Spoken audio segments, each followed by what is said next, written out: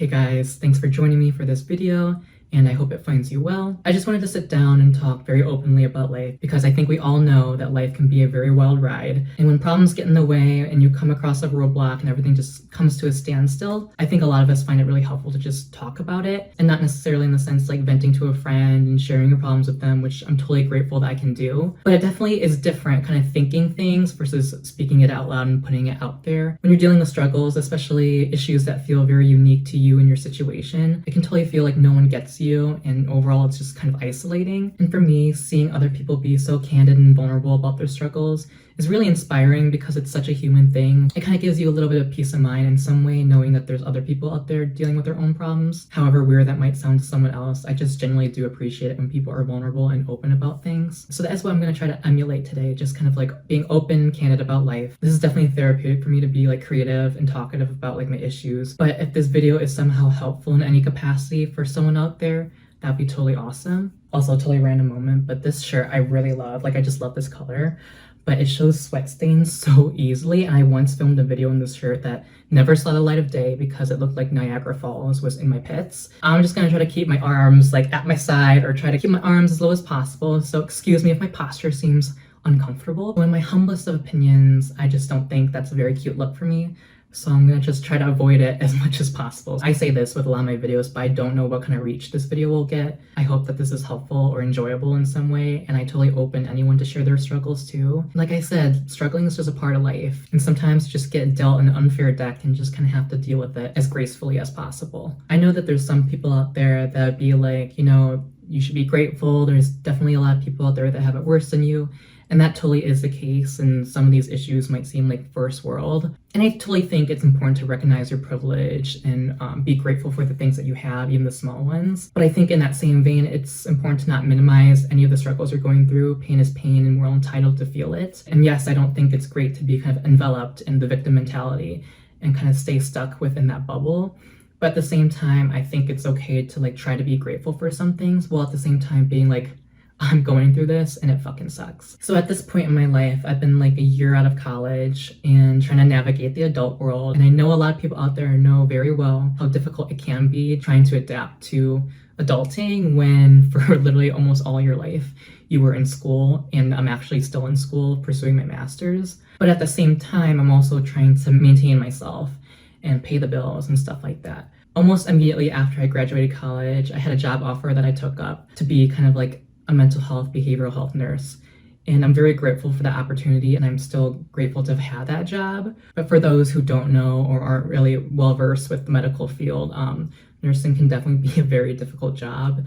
And I'm not even just saying this out of bias or anything like that. Like, I genuinely think it is one of the hardest jobs in the world. There are so many specialties in nursing that you can pursue, and more often than not, you're going to see a lot of people at their worst, you know, physically, emotionally, mentally. And going into a field where it's very psych-oriented and we're dealing with the mental well-being of these people, it's totally draining. And it can be like that for not even just nursing, but any job, right? Especially with mental health, you know, I can pour my heart and soul into taking care of someone and nursing them back to as good of health as possible. But I can totally recognize too when someone's not in a good place mentally and they don't want that help, but they're kind of admitted to the hospital because their parents force them to. And deep down, I know that this person has a long road ahead, and they can certainly fall back on unhealthy habits and somehow even feel worse about themselves because mental health is a bitch, and sometimes people simply just don't want to get better. So it can certainly be draining when you're pouring your heart and soul into taking care of someone, doing the best you can, but you know in the long run, there's a really large likelihood that that person is not going to take it upon themselves to maintain their health, and they might end up back at square one or even worse than that.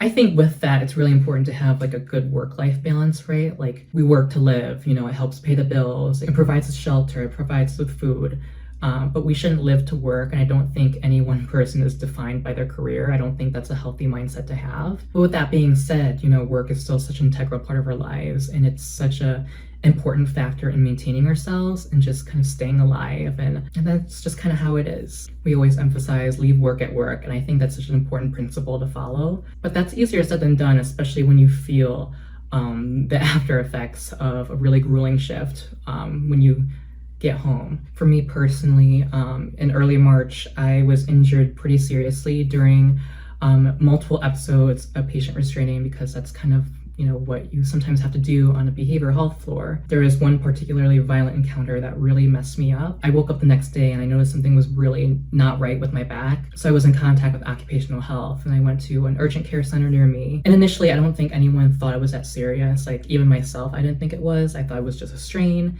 And the physicians, associates, and doctors thought it was a strain too, just a lumbar strain, that's what they call it, like the lower back strain, essentially. Initially, it wasn't too painful, and I just thought, I'll be over this in like a few weeks. I just need some rest, maybe some physical therapy, and things will get better. I returned to work, and they put me on modified duty that was lighter than my normal nursing duties, but in my opinion, I felt like it was definitely not lighter. On my floor, we get a lot of psychiatric support, and one of the groups of co-workers that help support us are our behavioral health clinicians or psychiatric technicians. And I was doing a lot of the work that they would do. And some of them would be like, yeah, Tim, like what you're doing is not easy. It's definitely not light duty. After having done it for quite a bit, I totally agreed with it.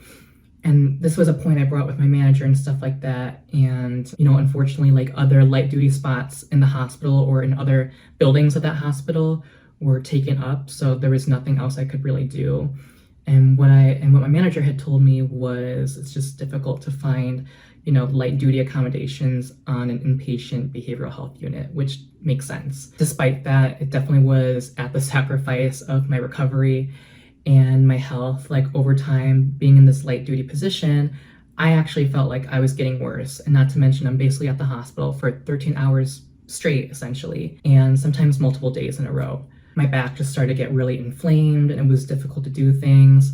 I just felt super uncomfortable and I was just overall in a lot of pain. There's one day I had like a really bad flare up and I left work early, and around this time I got an MRI done. And what the MRI showed was 2 lumbar disc herniations. So for those who don't know what that means, kind of think in between each of our spinal vertebrae, we have what are discs, right?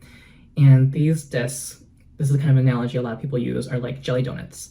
And when these discs go through prolonged periods of stress, or there's particular like shearing forces or twisting forces that it really is not agreeable with, sometimes that kind of like outer sheath of the disc can rupture. As a result, the internal contents of that disc can kind of spill out into the epidural space, I believe. And that is what a disc extrusion / herniation is. So essentially around the time I got injured, there was a bunch of behavioral patients on the floor that were super high acuity and required a lot of restraining and manual holding. I think the compounding of all those restraints and holds, and also just this particular weekend that was very violent, probably did me in. And I admit, when I got my diagnosis, I was very upset because it was very serious. It wasn't just a strain, it was a disc impinging on my nerve. And because of that, I was having a lot of pain, not even just in my back, but in my left leg too. And I was having a lot of numbness and tingling. And in physical therapy, I worked so hard to try to maintain my mobility and range of motion and work on stabilizing my core, which are all crucial to alleviating back pain. But with the continued modified, not so light duty, I felt like my recovery was not even happening at all. Like I wasn't recovering. In fact, I was regressing. I tried my best to be positive, but I definitely was not in a good headspace because I was just in so much pain. No matter how many drugs they put me on or pain medications, like I would get very temporary, moderate relief. But because I moved okay and I looked okay, I don't think anyone really could understand how painful and serious this was. And that's totally understandable, right? Like it's hard to empathize with someone if you don't actually, completely understand what they're going through. And 2 spinal disc herniations is a very niche problem to have, right? But it definitely felt very isolating to be in all this pain and people to kind of like implicitly undermine like what you were going through. I was really hoping that this wouldn't turn into a chronic issue because I have so much on my plate right now. Between work and school and just trying to navigate adult life. Like I really did not want to have this injury get in the way of that. But ultimately, when you're juggling with something that serious, it's going to get in the way in some capacity, and it certainly did. And let me mention too, from the time 2024 hit, literally January 1st, I got COVID because the rumor was that people were coming in with COVID into the hospital because the hospital was getting rid of the pay code for having COVID. So if you called out because you were diagnosed with COVID or you tested positive on a COVID test, you would have to burn through your PPL. There was no specific pay code for, having COVID-19. Literally at the beginning of January of this year, I got sick with COVID. I just totally felt crappy, but I was like, you know what? I'm just gonna rest, get better, and just prioritize recovery. Then after that, I learned that I had to get my wisdom teeth removed because they were kind of erupting and coming in sideways, which is not good. I'm not too educated with like the dental field, but basically my wisdom teeth need to be removed as soon as possible. So I got my wisdom teeth removed, and the dentist / doctor said that everything was perfect. I do everything I'm supposed to do, right? I do the saltwater rinses. I even took the syringe and was like spraying it onto kind of the cavities that were left behind after they extracted my wisdom teeth. Despite all that, somehow I developed like a granuloma on this side of like my teeth. And when I literally smiled, there was like so much pressure there that my cheek literally kind of looked swollen. And it just wasn't a cute look for me, okay? I had to get like a gum debridement because it was in my gum tissue, and then I had to heal from that as well. So it basically was just like one thing after the other, right? And of course, it could have been way worse, and I recognize that. But like I said, things could always be worse, but all of us are entitled to complain and feel validated in our struggles, because that's just an inherent part of life that happens to basically all of us. And then after I like basically make a full recovery from my wisdom teeth, I get seriously injured at work. And initially I didn't think it was that serious, and it ended up turning out to be really serious. Throughout this entire ordeal, I kind of just forgot who I was. Like it almost felt like my struggles became me. It was just like a year and a half ago that I really became comfortable in my own skin and felt truly happy in my life. And I just kind of lost that feeling when all these issues kind of like plagued my life and took over, and it wasn't something that I could just escape and just hide from. I carried it in my body. I felt the pain, that discomfort followed me everywhere and got in the way of work, my social life, just my happiness, my personality, my overall persona was so like altered from this injury, because it's difficult to be happy-go-lucky, positive, and optimistic when you have a really serious injury that's gonna take a long time to heal, because the nature of my injury, the spinal discs, they don't have vasculature, they're not innervated. So the body really has to produce a large inflammatory response to be able to heal it. It could take up to 6 months to fully heal, and that's if the discs decide to fully heal. I felt too that my recovery was compromised by the modified light duty work that I had, but I couldn't just like not show up to work, right? And I was burning through PPL because sometimes I would just be in so much pain I just needed to leave, and I was just not capable enough in my condition to stay at work and be a useful asset. And even now, as I'm sitting here today, I'm still dealing with this injury.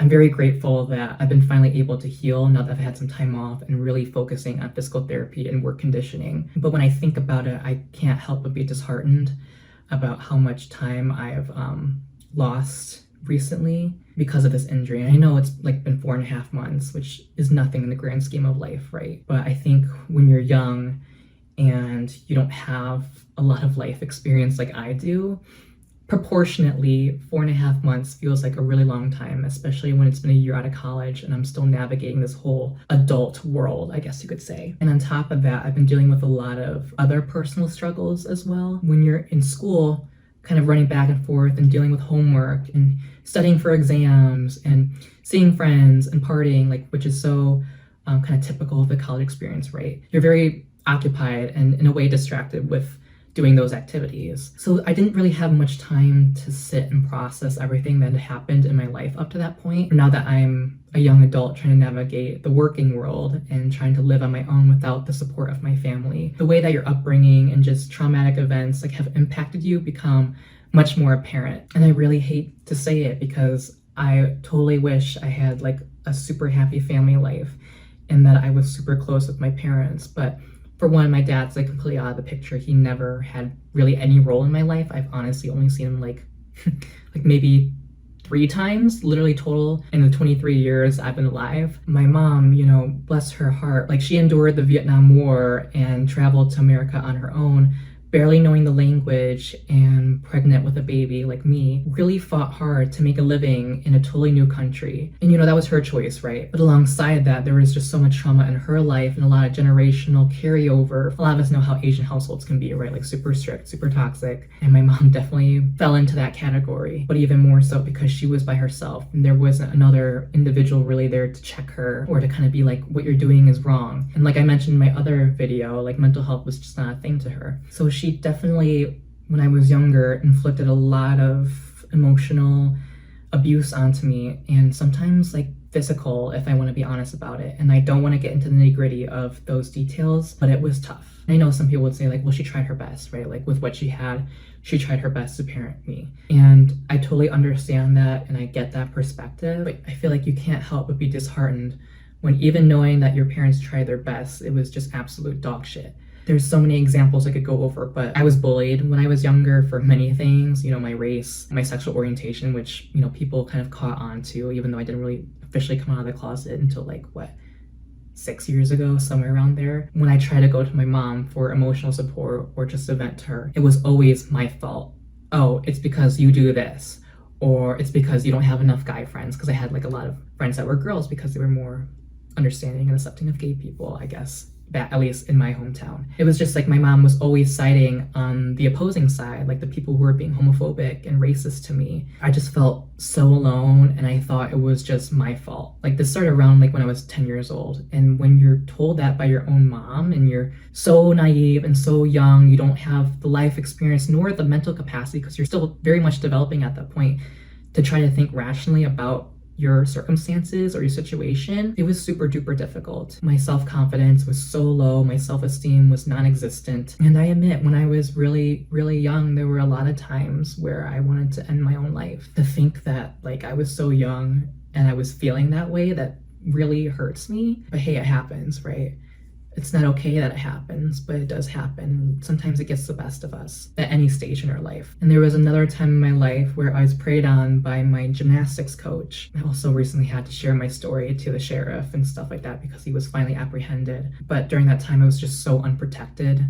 And I didn't feel comfortable being open about my sexuality because my mom was gaslighting and manipulating me, saying, I'll kill myself if you're gay and stuff like that. Like as if I could choose, right? Side note, you can't choose your sexuality, for those who are wondering. I just felt very unprotected. And now that I've had the time to process it and I'm trying to navigate the adult life and the foundational support of that, the way I was raised and the influences in my life up until this point, I can't help but harbor a lot of resentment towards my own mom. Once again, people could be like, well, you should be grateful that you have a mom in your life, or she tried her best. And I totally get that. At the same time, it's totally valid for me to be upset about those things and recognize what I went through was 100% shitty. I don't think it's helpful to undermine our struggles and to just sweep them under the rug, because then our struggles have no value. And the life lessons that we can learn by overcoming them also just merit no value as well. I think to overcome hurdles and to break generational trauma and toxic behaviors is to just, be direct with them and face them head on. We can't just be apathetic and ignorant of them, because they will 100% manifest in very nuanced ways throughout your life if you just kind of neglect them and let them lay in the back burner. With everything going on and just kind of this resentment that I'm really trying hard not to feel, because I just want to have peace in my life, but it's difficult not to because that childhood trauma has followed me up until this point, and 100% has been a challenging time. And to anyone else out there who's struggling or dealing with bad mental health, I want you to know that you're not alone. These feelings are temporary, and yes, sometimes changes in our life can be permanent, whether it's a really serious injury or the loss of a loved one. But time does heal and things will get better. In that same vein too, it's okay to feel your pain and recognize this discomfort is just a part of life. So it's really important to not even just lean on other people, but also lean on yourself and be your own best friend, because you live in your body, you feel your emotions, and just try your best to navigate them as gracefully as possible. Prioritize rest and self-care, and take measures like self-pampering or a little bit of materialism to make yourself feel better. I don't think there's any shame in that. Do what you enjoy and take solace in that, because life gets tough. Sometimes even the little things that make us happy are super important. But if anyone's worried about me, which I'd be surprised if there are, because I'm irrelevant, but that's all right. Comparatively to recent times, yes, this is kind of a little bit of a sore spot, and like I'm not in the 100% best place right now, but I'm doing okay, and I'm grateful for where I'm at and for all the things I've accomplished in my life. And I'm super happy that I have great friends that I can lean on, and that I live with my boyfriend who also is a super great support for me. Like, this is the thing, like, he's in law school and he's so damn smart and super logical. And for someone who can definitely go, like, I try my best to be rational and logical as well, but sometimes when you're anxious or depressed or just not feeling great, the irrational part of us can come out. I'm so thankful to have someone so close to me kind of to help ground me and kind of reorient me and try to remind me of the great things I have in my life and to just be grateful. I'm happy that I still have my job and I'm able to maintain myself, and I'm in school to further my education and learn more and become more versed with the knowledge of not even just psychiatric nursing, but just mental health overall. Like, I'm super grateful for so many things right now, and that's why I'm doing okay. You know, I'm kind of recognizing my own accomplishments and what's good in my life, and I think that's important to do even when you're in the most negative of times. And adding to that too, like when we're dealing with these struggles, I think it's super important to commend ourselves and appreciate ourselves and the qualities we have to endure such hard times. It's not easy to deal with, but if we're able to deal with it and we've dealt with other issues in the past, like I think we deserve to commend our own strength and to add value to that and be like, you know, I did that shit, I can do it again. And I'm a strong human being, I have resilience, and yes, this is tough, and yes, there may be blood, sweat, tears, but that's just a testament to my strength and my resilience, and I think it's really important to cling to that too. All right, there's so many other things I could talk about that I might talk about in other videos, but I really just need to cut myself off, because if you're a returning subscriber, and if you've seen the length of my videos in the past, you know that I can talk your motherfucking head off. I appreciate you spending your time with me, and I hope that this video was helpful in some capacity, and if you're dealing with struggles of your own, that you feel less isolated. I really hope that this video wasn't giving off like, well, I am dealing with more problems than you are. Like, that's never my intention. Like, all our struggles are valid and deserve the same amount of care and attention to them. But like I said, I think it's just helpful to, like, no matter what struggle you're dealing with, to just like be vulnerable and share it, because it kind of brings to light like the nature of being a human, and part of that nature is just having struggles and roadblocks here and there. So let me shut up and thank you guys again for watching this video. Take care, guys. Bye.